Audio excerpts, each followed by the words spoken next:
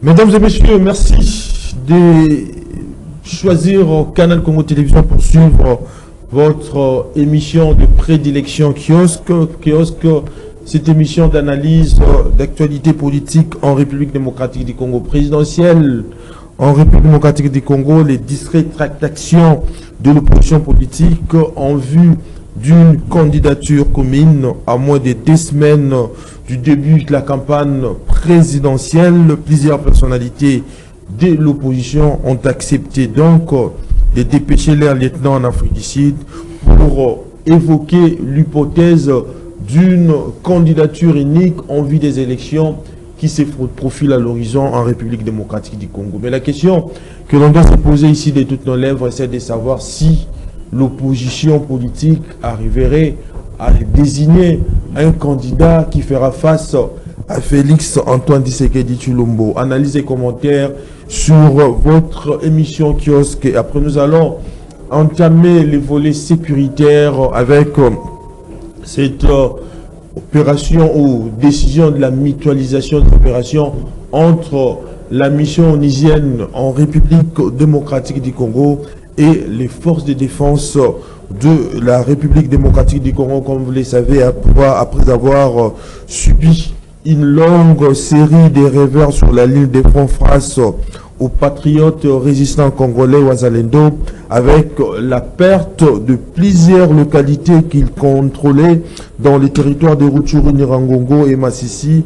Les soldats rwandais regroupés sous le label RDF et l'air supplétif du 1-23 tentent depuis les week-ends derniers de conquérir quelques-unes d'entre elles, mais plusieurs sources renseignent que ces forces du mal viseraient en réalité la ville de Goma, qu'ils considèrent comme le principal symbole du pouvoir central de Kinshasa dans cette partie de la République démocratique du Congo. Analyse et commentaires sur Kiosque avec nos invités. Serge Nseka, bonjour. Bonjour Eddy, bonjour aux amis et bonjour aux téléspectateurs et à l'équipe qui nous accompagne ce matin. Très bien. En face de Serge Nseka, Kiosque reçoit M. Gandhi. Oui, bonjour mon cher. Et si je profite pour saluer l'ensemble des téléspectatrices et téléspectateurs, ainsi que ceux qui, par ailleurs, nous suivent au niveau de la radio. Et je salue aussi mes co-débatteurs, à savoir M. Chibambe et puis M. Nseka. Et je voulais profiter de l'antenne pendant 10 ou 20 secondes pour rendre hommage à une de mes sœurs qu'on vient de perdre ce dimanche, en l'occurrence Bokabo Rita, connue sous le sobriquet de... j'oublie même le sobriquet. Mère Malou, vous avez retenu plus que moi, et qui est mort, qui nous a quittés ce dimanche. Je souhaite que son âme repose en paix. Emmanuel Chibambe, vous êtes le bienvenu sur Kiosque. Bonjour Eddy Kabea, bonjour aux aînés, Serge et Gandhi. Je dis également bonjour à toute la population congolaise, particulièrement celle de Kinshasa et plus précisément celle de la circonscription de la Lukunga. Monsieur Nseka, je commence ce tour de table avec vous, avec cette question de la vignette où on exige le commun des mortels, les Congolais, de payer la vignette, surtout en ces fins d'année, cette année électorale. Vous, en tant qu'analyste, comment voyez-vous ces problèmes de la vignette? Rapidement, je commencerai par rendre hommage à un ami, un frère, Serge Ouello, oui, un patriote qui nous a quittés à Brazzaville il y a quelques jours, en provenance de Paris. Serge Ouello, vous vous souviendrez que c'est celui-là qui avait invectivé le président Kagame au Canada et qui était même prêt à lui lancer le soulier. Voilà, ça en dit tout sur l'homme. Et à la suite des princes de Sala qui est parti, Georges Ngalula et des Kinois sont en train de partir. Qu'est-ce qui se passe? C'est si jeune et Ouello part. Deuxièmement, le ministre de l'Industrie nationale, Julien Paluku, vient de créer sur instruction du chef de l'État une task force pour gérer les déchets plastiques. Alors on ne comprend pas que si le gouvernement national s'implique dans une prérogative qui naturellement revient à la province, ça signifie qu'il y a un problème, quoi, donc force à lui.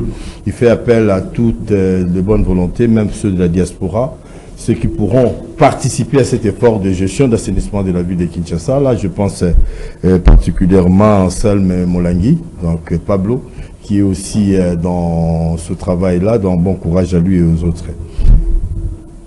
La vignette, parlons-en, c'est un impôt. Et une taxe, c'est un impôt parmi les 3 impôts rétrocédés aux provinces. Je parle aux provinces, pas seulement à Kinshasa. C'est la vignette, c'est la retenue locative et puis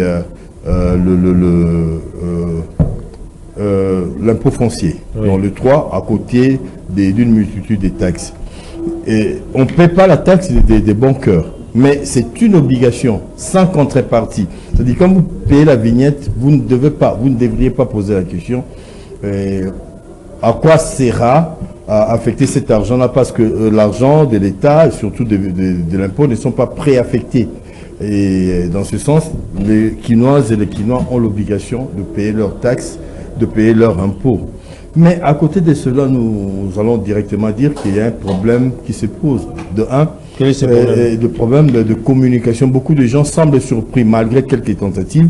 La communication n'est pas à la hauteur de la ville. C'est-à-dire, nous avons un parc automobile estimé à presque 500 000 véhicules pour la ville de Kinshasa, si je ne m'abuse, presque autant de motos. Et que le problème d'électricité et de communication, on doit intensifier la communication. Je pense que ça n'a pas tellement suivi. Et aussi, l'autre élément, c'est l'élément confiance. Comment voulez-vous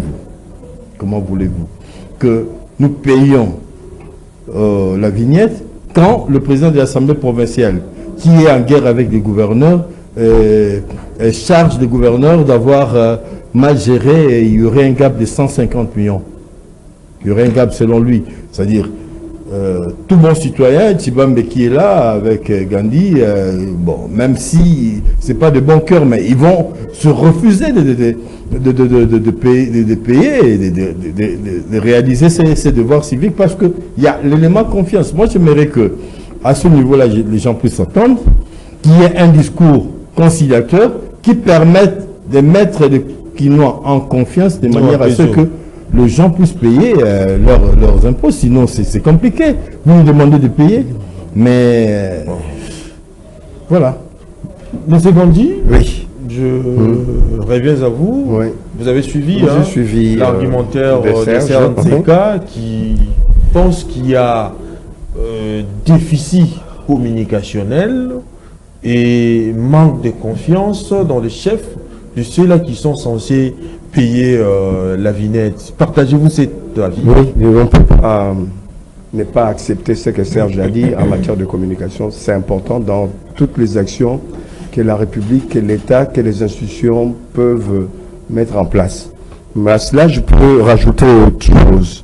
Comment voulez-vous, en principe, l'impôt, ces genres d'impôts ou des taxes, on les paye en fin d'année pour un contrôle début de l'autre année. C'est-à-dire, on peut lancer des communications en novembre, décembre pour que les gens soient prêts, payent déjà pour que si contrôle il y a en début d'année... C'est ce qui a été fait d'ailleurs. Non, c'était septembre qui voulait le faire, ça a été renvoyé maintenant alors qu'on est à quelques semaines des élections, ça pose un problème. Mais aussi, c'est que Serge a posé comme problème, à savoir quand il y a une contradiction entre ceux qui gèrent l'Assemblée provinciale et ceux qui sont au gouvernement dirigés par le gouverneur, quand il y a des contradictions au niveau de la gestion, notamment au niveau des chiffres de fonds détournés de la ville de Kinshasa, mais c'est normal qu'on se pose des questions. Quand il y a contradiction à la tête de la gouvernance de la ville, quand il y a dénonciation des détournements de manière fréquente des fonds de la ville, quand il y a absence de la gestion de la ville dans différentes matières, notamment en matière d'insécurité. On parle de Koulouna ici, on parle de Koulouna là-bas, la ville ne réagit pas, la police ne réagit pas. Quand il y a le problème d'insalubrité, des déchets partout dans Kinshasa, la capitale, quand il y a le problème de circulation, on n'arrive pas à réguler la circulation à l'avantage des gens, des citoyens qui se déplacent ici ou là. Quand il y a des trous sur toutes les routes de Kinshasa. Mais ça pose un problème. Ça pose un problème puisque l'argent rentre, mais on ne sait pas à quoi ça sert. On parle de millions qui ont été détournés, 150 millions de détournés. Moi, je rappelle encore le fait que la veille de l'implantation du parti politique du gouverneur ACP à Kinshasa, il y a eu disparition de 500 000. On n'a jamais appris qu'il y a eu une plainte par rapport à ça.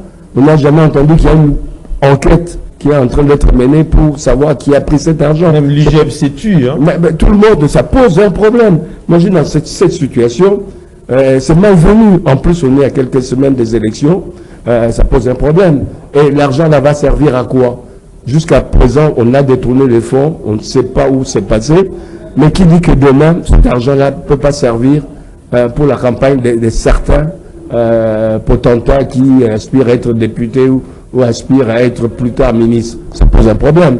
Donc ça laisse un discrédit par rapport à ça. Je pense qu'il faudra qu'on puisse arrêter les dégâts et nous présenter les comptes de la ville, puisqu'on est des citoyens, on est en droit. Comme dans chaque commune, on est en droit, quand le budget est voté, qu'il y ait quelques représentants de la population qui soient là, qui posent des questions.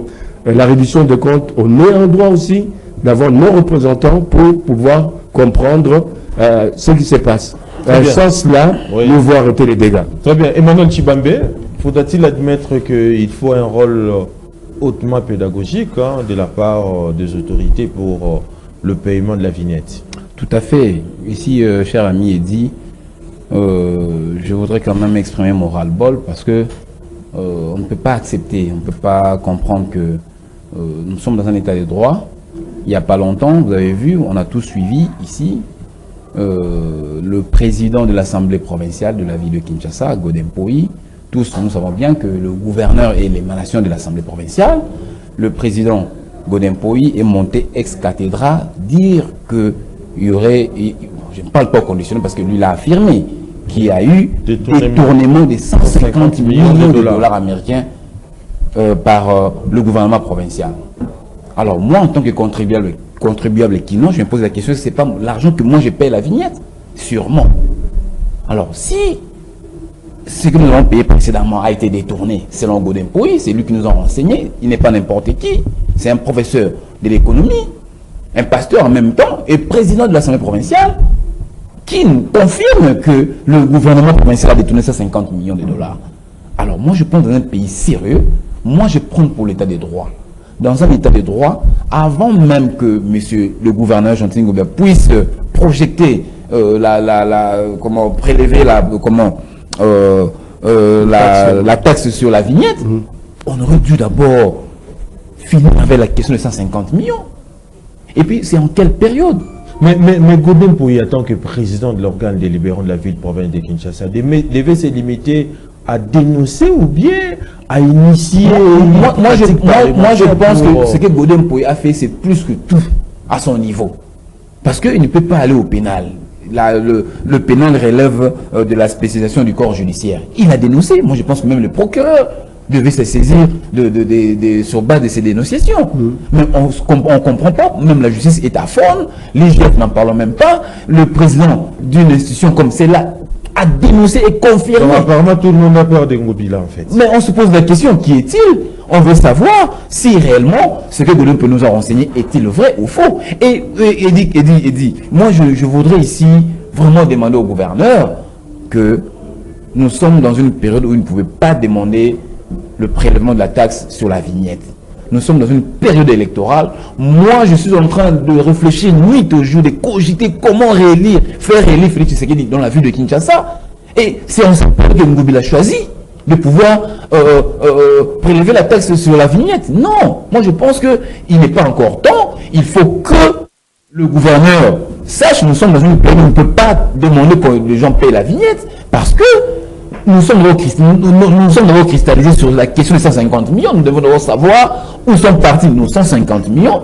Oui. Combien de kilomètres de route? Et je ne voudrais pas ici, je n'aimerais pas que ma communication soit mal comprise. Ici, je ne demande pas à la population de ne pas payer la vignette. Non, ce sont des taxes, ce sont des impôts où nous tous nous sommes obligés. C'est une obligation, nous devons nous acquitter de cela.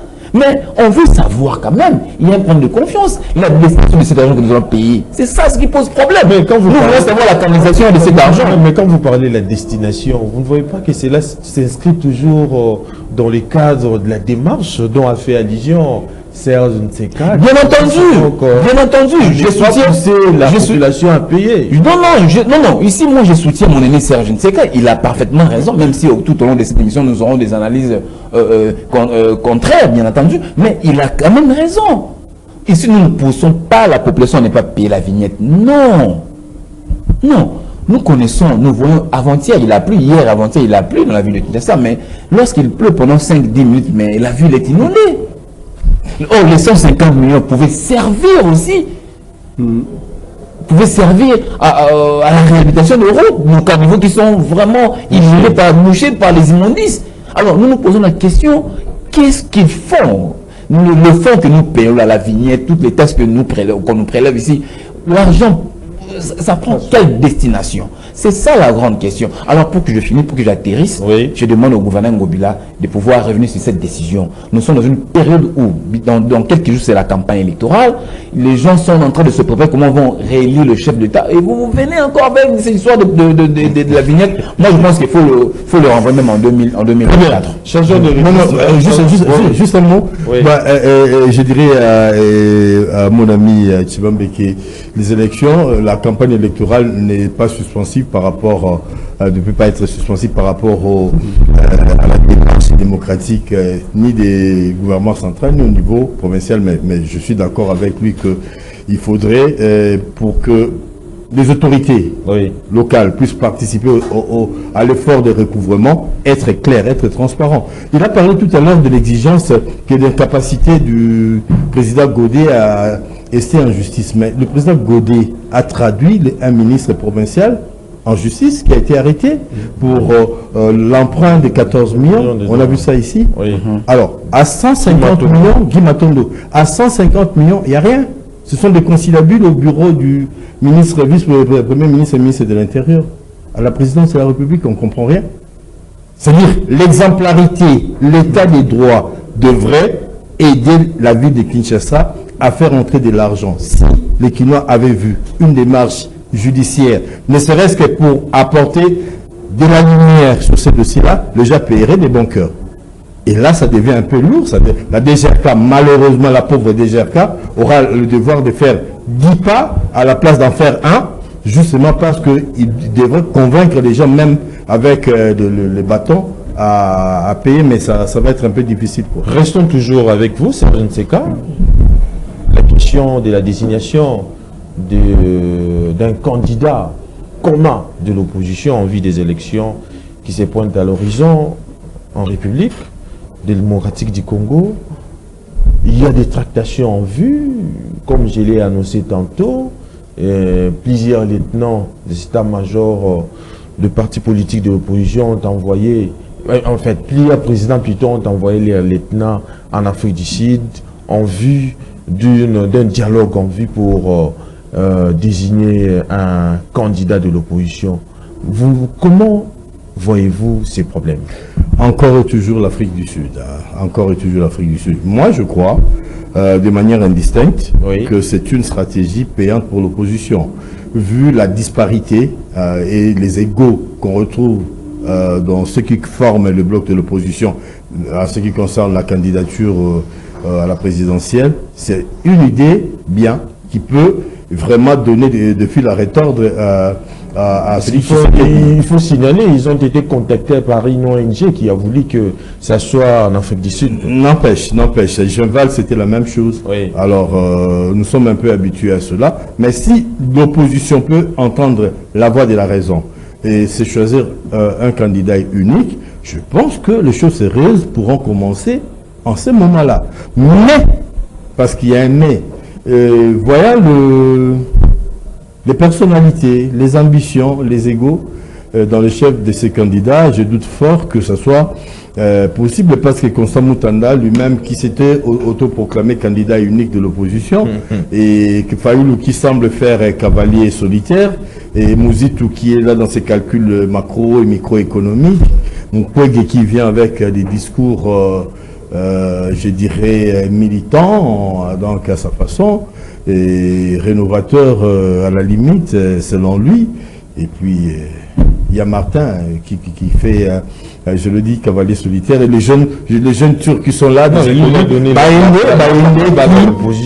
la ProPEP. Alors, je crois que, en tout cas, c'est vraiment un grand défi, un challenge pour cette opposition. Ça va se dessiner, le résultat de ces élections se dessineront à l'aune de ces discussions sur la capacité de nos opposants à se parler, à se mettre d'accord. Sinon, ça ne serait que du temps perdu. Mais Serge Nseka, la nature du scrutin électoral à un tour devait quand même favoriser la constitution d'un front commun de l'opposition politique congolaise, afin de limiter le risque d'éparpillement des résultats au soir de la publication des résultats. Sinon, on doit favoriser tout de même Félix Antoine Tshisekedi, honnêtement, candidat à sa propre succession. Honnêtement, c'est là où cette opposition risquera de faire le lit de Félix Antoine Tshisekedi. Parce que on peut dégager un principe, comme de la candidature unique. Mais tout le monde est candidat unique. Tout le monde est candidat unique.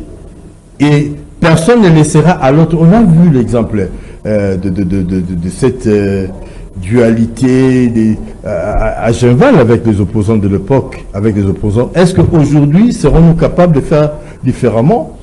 C'est une gageure qu'on aimerait voir, in fine. Est-ce que nous, je reviens sur ce que je disais, nos politiciens de l'opposition aujourd'hui sont capables de laisser une place pour l'autre? S'ils sont capables de le faire, c'est que les choses sérieuses pourront commencer et pour les élections et pour Félix Tshisekedi. Mais sinon, il part avec un avantage à goal-average, quoi. Très bien. Monsieur Gandhi, vous avez suivi, Monsieur Serge Nseka.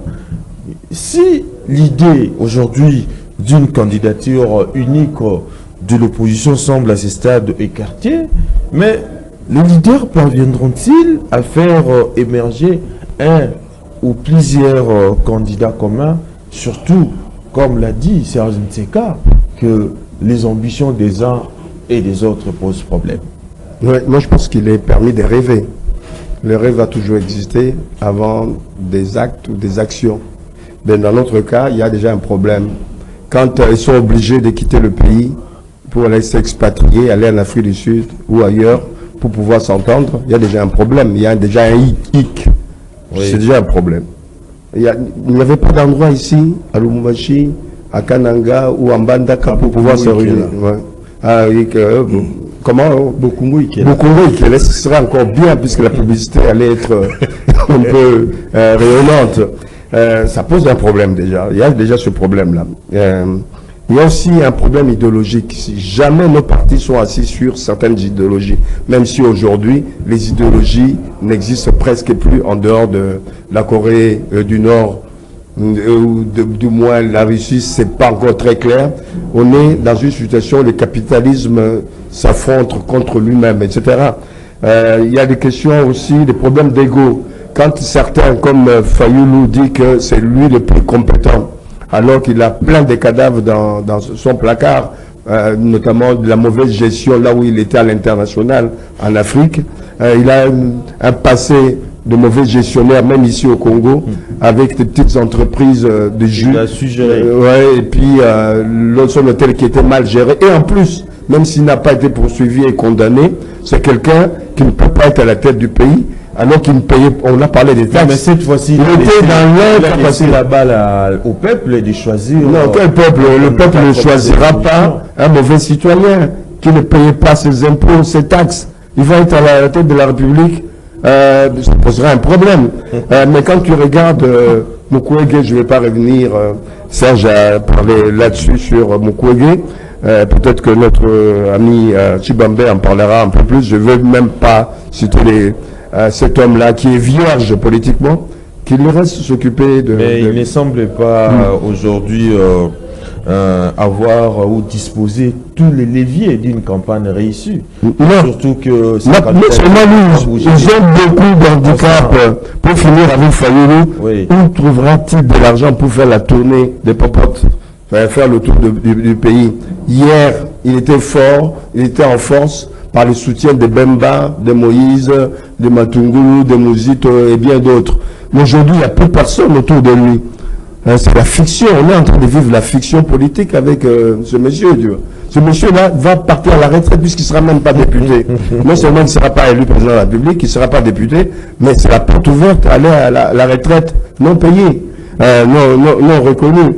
Les autres, je ne vois pas vraiment quelqu'un qui est cohérent, qui présente un projet cohérent en dehors de Mouzito, qui fait de l'opposition républicaine, qui chiffre à l'appui peut dire si moi je suis président de la République, je ferai telle chose. C'est vrai, c'est le seul aussi dont le parti a des sièges partout en République démocratique du Congo. C'est pas suffisant face à Tshisekedi qui aura un bilan net, c'est-à-dire même s'il y a des insuffisances ici ou là, oui. Mais quand on regarde globalement, le président actuel aura un bilan que la majorité du peuple congolais appuiera. Donc voilà. Chuté. Donc je chute pour dire qu'il y a beaucoup d'handicaps au niveau de l'opposition.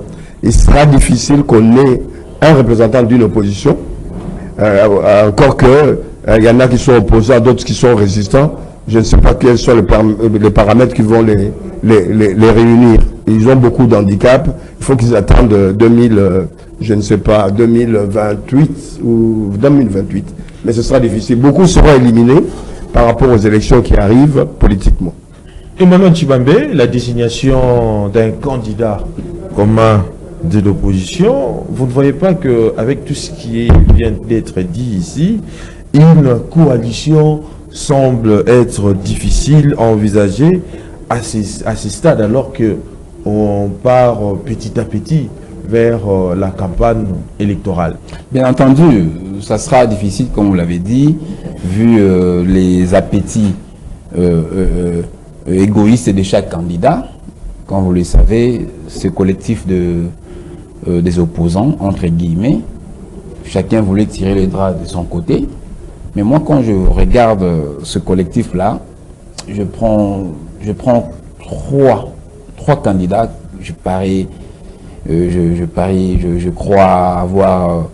en fait, je crois qu'il serait sérieux, hein, je dirais, parce que les autres, je ne crois pas. Vous verrez un Délice Sanga qui a postulé à la députation provinciale, nationale, et en même temps à la présidentielle. Donc il n'y croit même pas qu'il sera élu comme président de la République.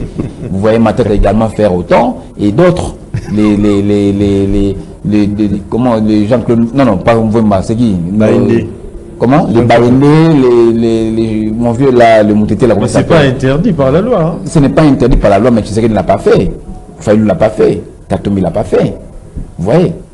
C'est pas interdit. Fayulu aurait voulu le faire, mais il voulait passer de dire. Bon, moi je ne sais pas si mon grand frère Gandhi porte-parole de Fayulu pour dire qu'il aurait fallu faire, mais moi je vois des gens qui aspirent, qui se disent, voilà, moi j'ose postuler à la présidentielle pour que je sois élu demain président de la République. Donc les autres ne sont pas des candidatures sérieuses, hein? C'est Sanga et les autres, les Matata Pogno. Alors, je rentre, je dis, quand je prends ces trois candidats, je commence par Denis Mukwege. Pourquoi il n'aura pas la chance, qui sont même choisis par ses pairs, pour être candidat de l'opposition unique, et qu'il soit élu par le peuple congolais. D'abord avec la politique qui veut qui nous a importé, qui veut nous inculquer. Déjà, il est mal barré.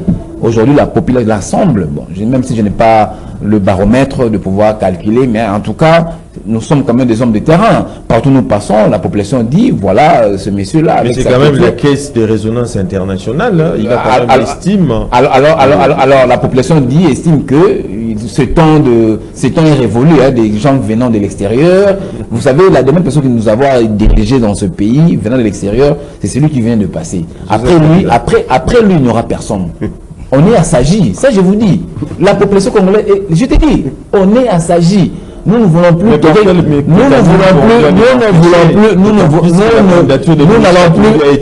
n'allons plus admettre qu'elle soit tombée parachutée comme ça.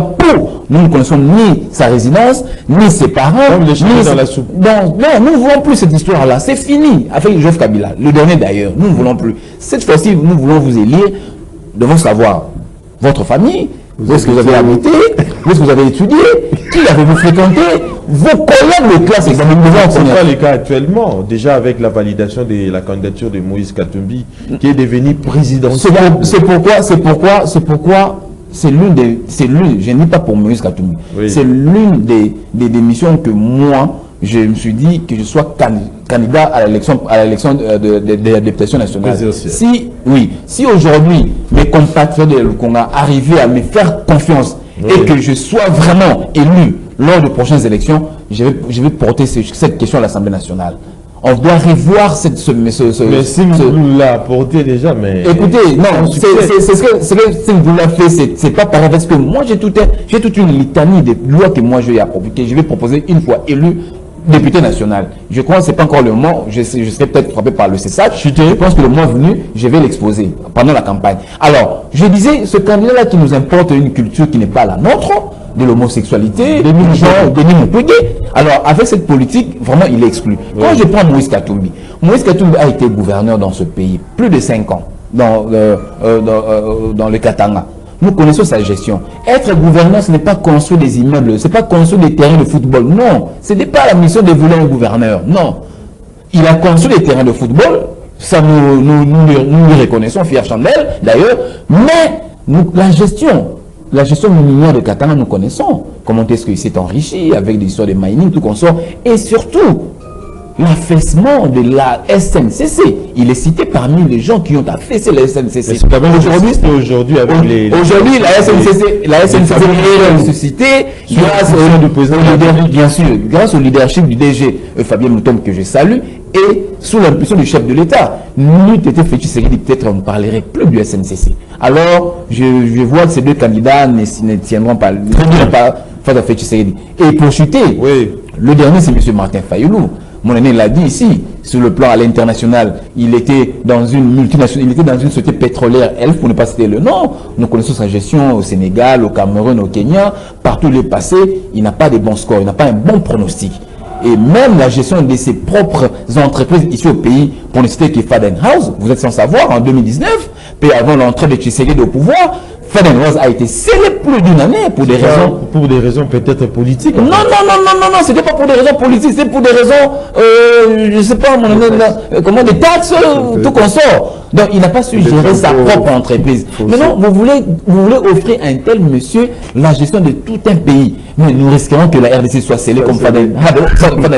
Surtout que nos voisins rwandais qui nous envient, ils risqueront de nous sceller. On ne peut pas donner la gestion d'un pays à un monsieur qui n'a pas arrivé à gérer sa propre entreprise, une micro-entreprise n'a pas réussi à gérer et qu'on lui offre un si grand pays comme la RDC. Donc moi je pense que le candidat sérieux à mon avis jusque-là, celui qui me fait peur jusque-là, c'est M. Adolphe Muzito. Ça c'est mon avis. Vous pouvez tout dire, mais je vous dis, depuis 2019 jusqu'à présent, il est resté. Mais lui aussi a juré en tant que Premier ministre. Bon, moi je parle de tout le monde a son passé. Tout le monde a son passé, mais ici nous parlons du présent. Ici nous parlons du présent, parce qu'il faut parler du passé.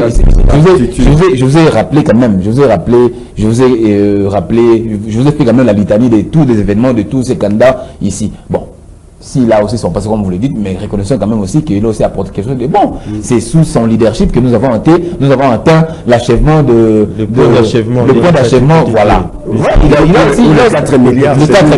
a aussi un point positif auquel nous pouvons aussi acclamer, même si il était sous la gestion de M. Kabila, mais quand même aussi il avait aussi bien géré. Donc c'est la seule personne au sein de l'opposition que moi, j'aurais peut-être un tout petit peu peur d'être en face de Félix Tshisekedi. Serge Nseka, je reviens à vous. Bon, vous avez suivi, hein, mais vous ne voyez pas que les calendriers électoraux est également plus resserré qu'on demande une campagne électorale bientôt.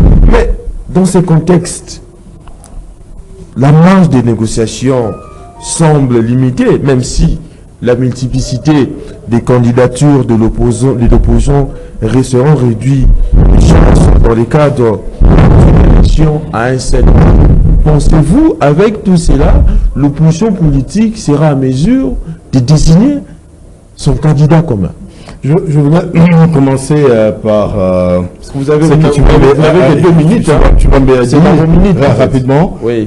Faden House a été scellé à cause de comment non-paiement de l'impôt foncier, ou je crois retenu locatif. Oui. Donc c'est une réalité. Et ça a été scellé. Mais il a parlé des performances de Adolphe Mouzitou, parlons un peu économie. Oui. Mais rapidement, nous devons dissocier la politique de l'économie des finances, quoi. À la reprise des relations avec les institutions de Bretton Woods, FMI et Banque mondiale. Nous avons, surtout avec le gouvernement quand nous sommes entrés dans un processus avec la Banque mondiale et la Fonds monétaire pour atteindre l'initiative PPT, pays pauvres et très endettés, c'est-à-dire l'effacement de la dette. Et on devait faire des DSRP, des documents stratégiques pour la réduction de la pauvreté, et qui, à chaque fois, à chaque revue, on faisait des observations à la République, et on a atteint son achèvement. Donc, la dette a été annulée en 2012 avec le Premier ministre Matata. Ce n'est pas le travail de... pardon, pas Matata, Mouzitou. Ce n'est pas le travail de Mouzitou. C'est le travail de tous les Congolais qui ont participé dans tous les secteurs. Au moins une fois, quand les Congolais se mettent ensemble, on peut avoir des résultats. Et Mouzitou...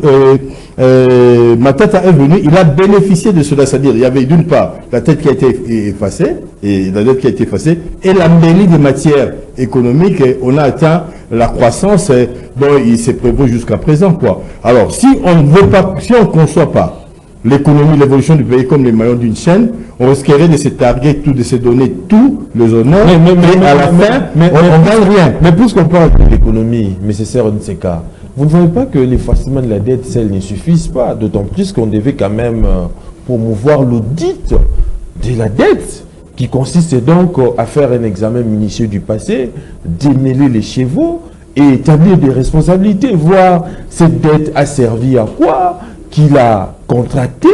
Voilà autant de questions qui devaient permettre à ce que l'on puisse arriver carrément à l'effacement total de la dette. On était en discussion avec des institutions sérieuses, et des financiers, et cette dette a été vraiment documentée, suivie, et puis gérée, quoi, parce qu'il y a la gestion de la dette. On paie la dette, on paie aussi la gestion de la dette. Donc c'est un peu compliqué à cet effort, à ce moment-là. Ce qu'on aurait dû faire à l'achèvement, prendre les bénéfices, parce que parmi les exigences pour l'annulation de la dette, il faudrait investir dans le social. Et l'a-t-on fait? C'est la question. Si nous voyons la gestion du président Kabila, si il y a des reproches qu'on lui fait, c'est n'avoir pas trop regardé du côté social. Et c'est peut-être le même remarque qu'on risquerait de faire au président Tshisekedi aujourd'hui si l'accent n'est pas mis suffisamment, j'ai dit suffisamment, noté suffisamment sur le plan social, c'est vrai. On a avec lui la gratuité de l'enseignement, on a la gratuité de la maternité qui déjà semble poser problème, je le dis, pas pour détruire, mais je le dis pour que ceux qui ont la responsabilité de piloter le projet des chefs de l'État le fassent avec sérieux, quoi. Donc certains centres de santé, que je ne citerai pas ici, commencent déjà à refuser le femme enceinte parce que ça ne marche pas. Le financement ne suit pas, les accords ne sont pas clairs.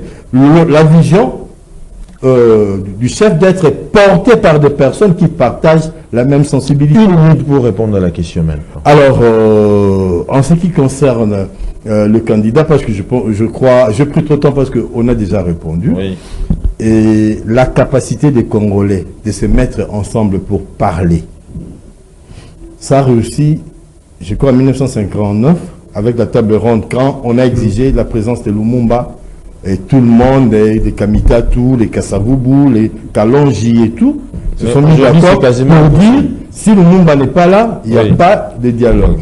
Après, je ne vois pas.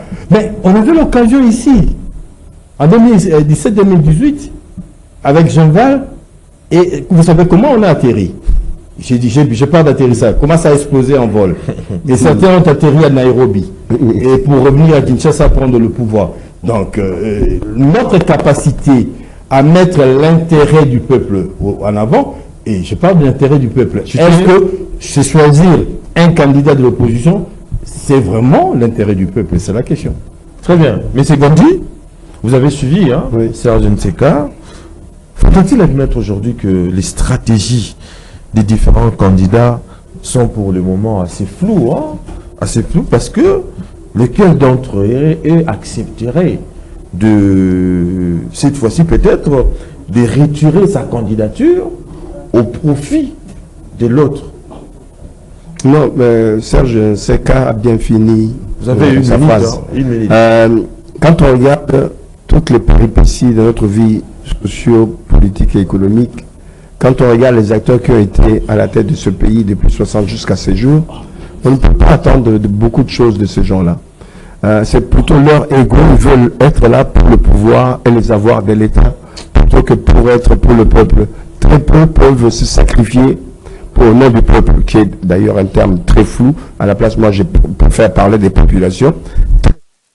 Ils peuvent se mettre sur conduite, c'est-à-dire être là, s'oublier au profit des populations. Beaucoup sont là pour eux, pour leur parti politique, pour leur famille, leurs amis. On a peu d'acteurs politiques dans notre histoire politique qui ont été là au service de nos populations. Donc, qui n'arrivent pas à un accord, d'ailleurs ce serait une bonne chose qu'ils n'arrivent pas à un accord, parce que quand ils seront à un accord, au moment où il faudra partager les gâteaux du pouvoir, ça va commencer à créer des conflits ici ou là, ça posera des problèmes. Il faut plutôt étouffer ces gens-là dès le départ, Oui. pour ne pas que demain, le pays puisse se passer dans des méandres difficiles, où les gens ne seront pas là pour pouvoir faire développer le pays, mais plutôt pour faire développer leurs propres affaires, les affaires de leur parti.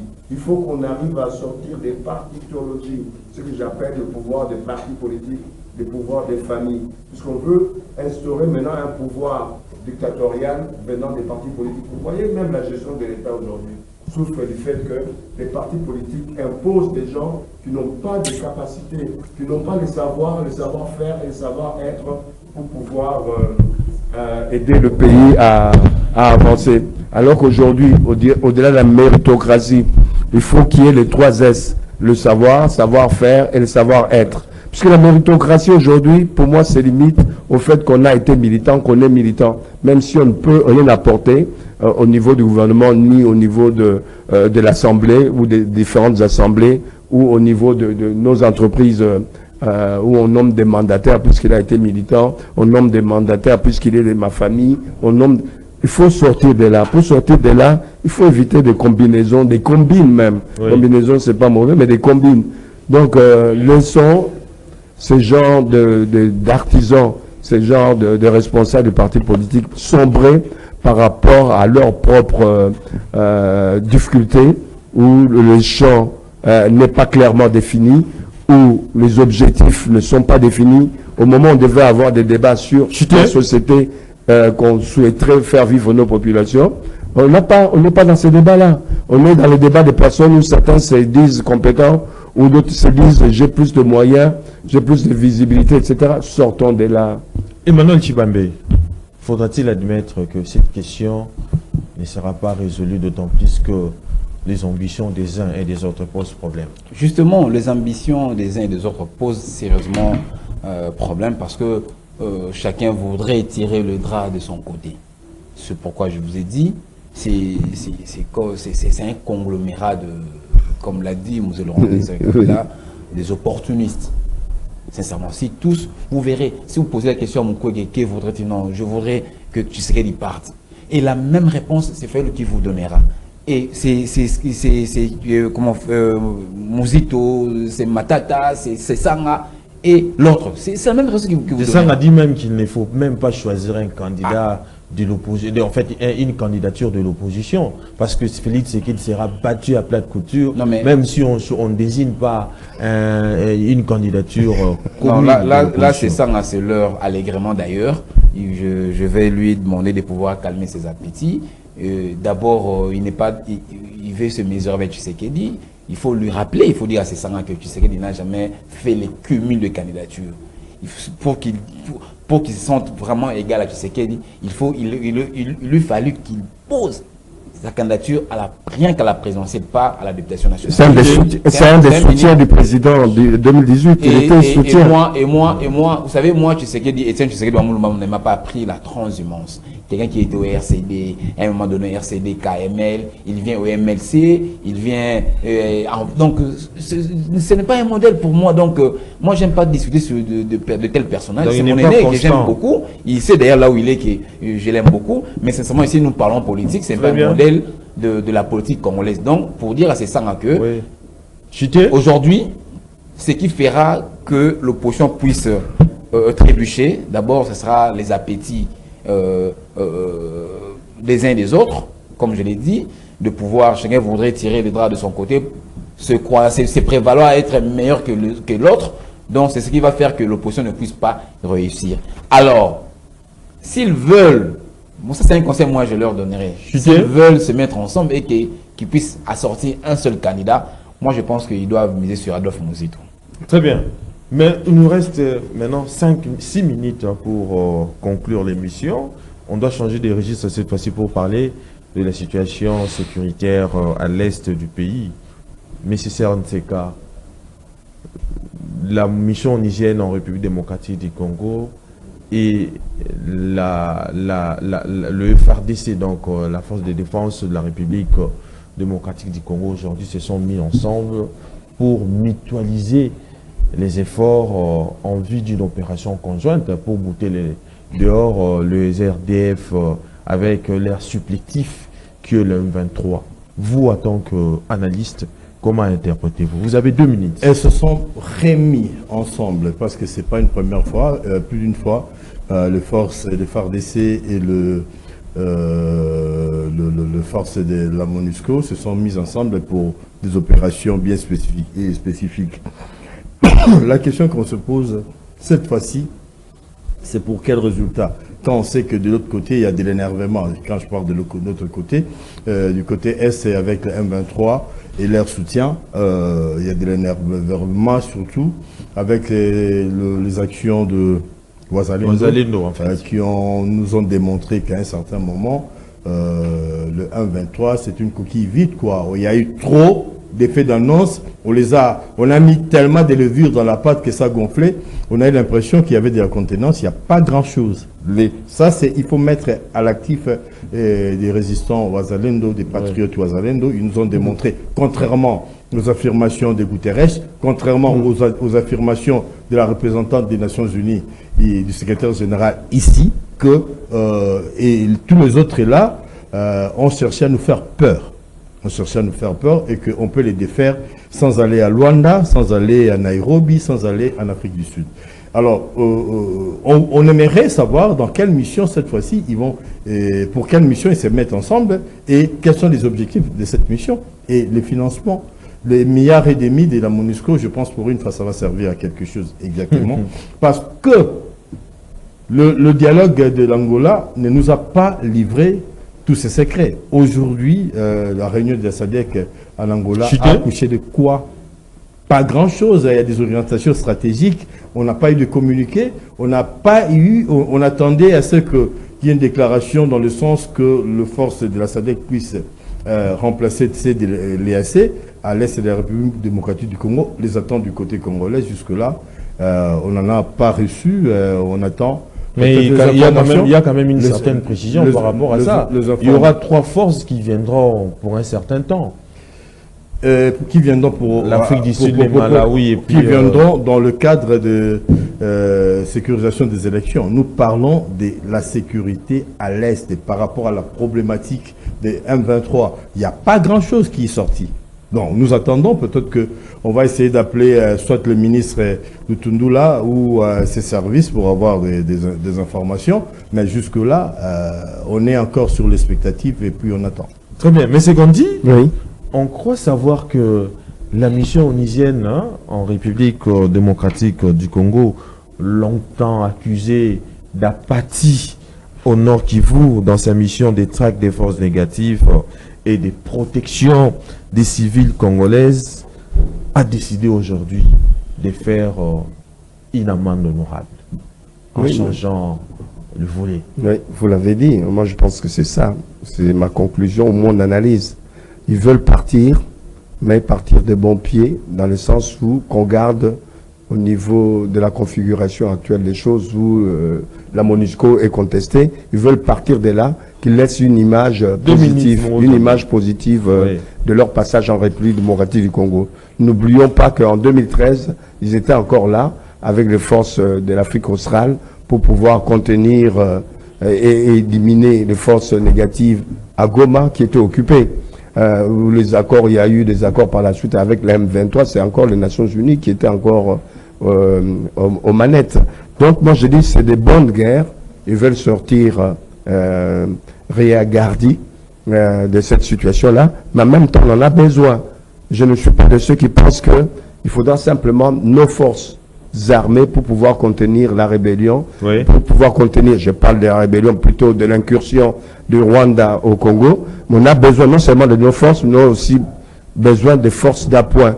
Comme on en aura pour sécuriser les élections, il y aura la sécurisation des élections en partie par les forces venant de l'Afrique australe.